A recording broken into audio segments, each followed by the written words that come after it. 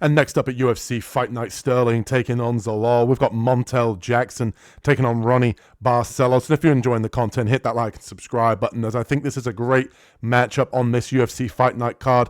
Montel Jackson, obviously known for his power, his range, and his reach in this division here at bantamweight. And Jackson obviously coming off that loss to Davidson Figueiredo, where he was out-wrestled and controlled enough over in Brazil for him to lose that split decision. But Jackson has, a decent amount of power due to that reach advantage that he does carry.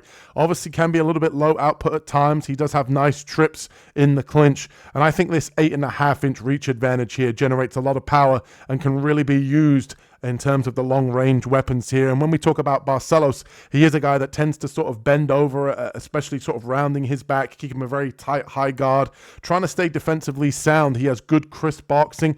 And when you talk about the wrestling here of Barcelos, he is a 5-time Brazilian national champion, along with a 2-time South American champion in wrestling. And I do think that Jackson here, obviously that people are going to look at that previous fight with Davidson Figueiredo, and they're going to assume that Barcelos here is going to come out, look to grapple, look to wrestle, and look to take this fight to the ground. That nullifies that reach advantage that Jackson has. And as I mentioned as well, Jackson at times can be a little bit low output. In this particular matchup here, I think Barcelos might come in, look to mix in some wrestling, and I think that Jackson here from his previous performance is going to stuff those takedowns and make some adjustments since his recent loss to Figueiredo. I think he's going to come, look to keep this one on the feet, use his long-range weapons, and ultimately find the kill shot here against Barcelos, having the bigger moments. I do think Barcelos is tough. I do think that he'll probably make it to the judges' scorecards, but I do think that Barcelos on the feet is going to be a discrepancy, especially in the power.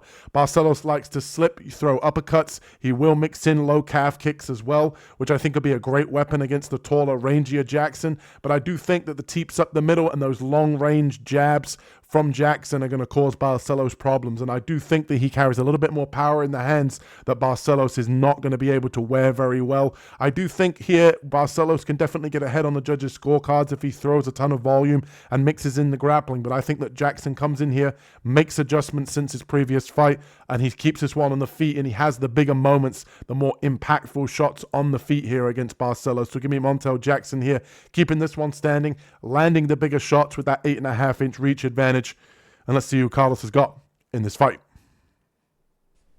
In this one, I'm going to take Montel Jackson to get it done. Raoni Barcelos, he's had a lot of success in his last couple fights, using his wrestling to his advantage. I feel that wrestling is going to play a little bit of a factor here because it's going to open up the striking for him, make him a little bit more dangerous on the feet. But I don't feel that even if he gets the takedown, I don't think he can hold Jackson down in one spot and control him.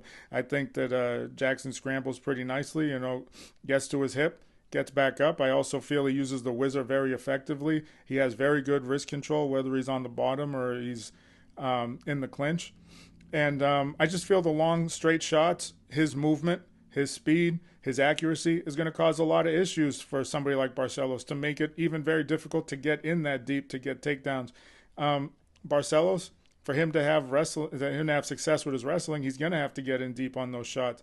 And I just feel that him rushing forward, I just don't know a way that he's going to get in and close the distance without getting hit, because I feel Jackson's going to be just like a sniper in there. He's going to pick him apart as he comes forward. Every time he takes a step closer within range, I think Jackson is going to catch him. He's going to pick him off. And, long story short, I just feel Jackson's going to get it done. He's got too much reach. He's pretty athletic, has good movement, and with the wrestling, I feel that he can nullify that with his movement, and he also has good takedown defense as well. So I'm going to take Montel Jackson to get it done.